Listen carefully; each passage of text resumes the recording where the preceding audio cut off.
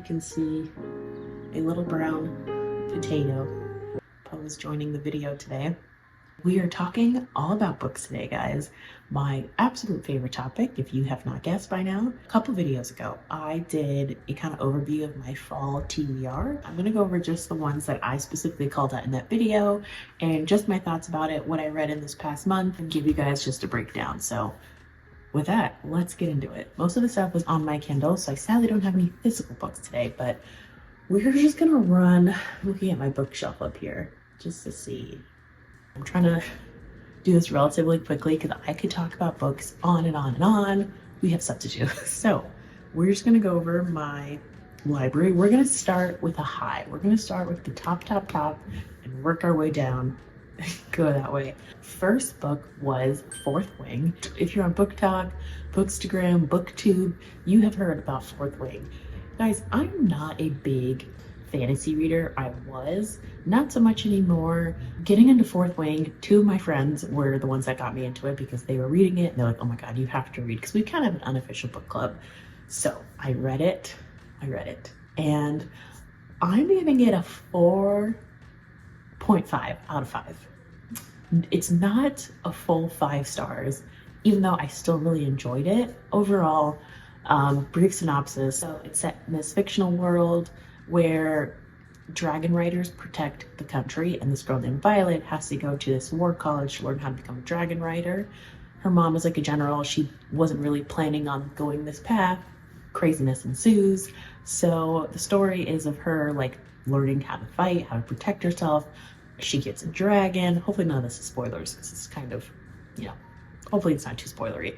I'd say there's really good world building in there, really good characters, obviously romance, and I could get into like a deep dive of the summary of Fourth Wing, but that would take a while. But let me see if I can find something that's helpful if you're wanting to read it. The reason it's called Fourth Wing is that that's like the section squad that she's in, and the leader of the Fourth Wing is this guy named Xaden, and its enemies, so really just lovers. I don't think they're ever friends. And there's a lot under the surface in like what the main story is. There's espionage, there are mythical creatures. So if you are not a fantasy girl, I feel like this is a good one, because one of my complaints though was that, I still feel like this is a good one. One of my complaints though is that I felt that some of the writing was very cringe to me.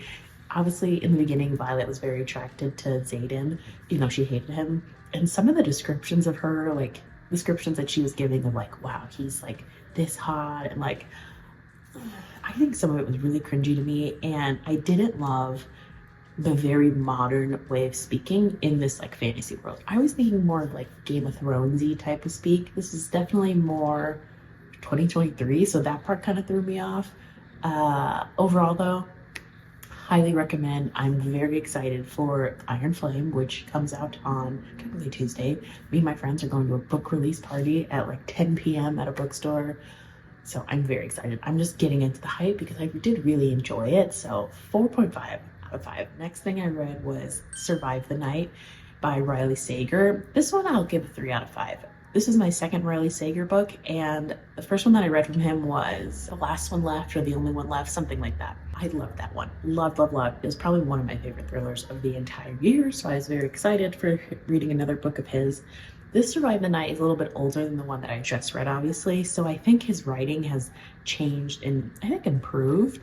He does a really good job of misleading you and kind of having the suspense, so I really did like that part, but it dragged on a little bit. I feel like I was really kind of skimming a little bit. I'm like, okay, when are we going to find some information? So quick synopsis. The story is that there is a serial killer on this campus that this girl, Charlie, attends. One of her best friends is the latest victim, so she decides she can't handle it. She goes home. She wants to go home back to Ohio, and this guy offers to give her a ride. He's a student. You know, he's like, I'm also heading that way, like I can give you a ride. And as they're driving, she's starting to wonder, this guy seems kind of suspicious, like is he the campus killer? So overall, I'd give it a 3 out of 5. I feel like it dragged on a little bit. Overall, I still really enjoyed it, and I was decently surprised, I'd say, by the twist. So one thriller, What Lies in the Woods, and then one romance fantasy vampire thing, which was called Filthy Rich Vampire. And the third one was more just like a rom-com, Accidentally Amy. Overall, 2 out of 5. What Lies in the Woods was a thriller. I was kind of bored. I didn't like any of the characters. It dragged on a little bit. I was like, wow, normally a thriller like really grabs me. This did not grab me. And in the end, like what the actual twist was kind of far-fetched. Like I couldn't believe, I'm not giving spoilers in interviews. I just couldn't believe that the killer was who they were, and the circumstances around it just seemed very unbelievable. And I get it's a thriller, but this seemed very crazy, and not even like an exciting way. Like none of the characters really spoke to me. Just meh for a thriller. Next one, Filthy Rich Vampire.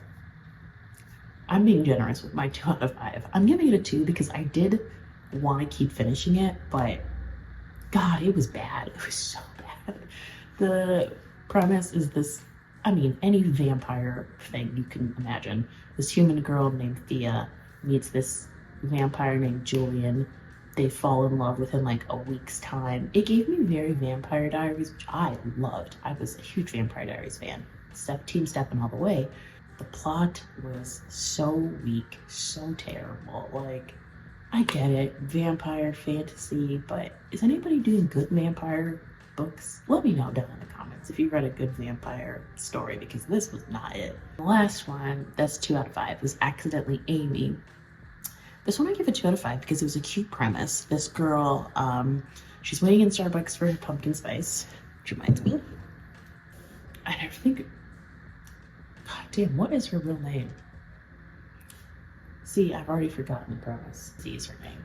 Okay, it's girl named Izzy. She's waiting at Starbucks for her pumpkin spice, and she's on her way to her first day of work, and she doesn't want to be late, and it's taking forever to get her coffee, and so they call out Amy, the Starbucks barista, and she just takes the coffee. It's the same order. She's like, I'm Amy.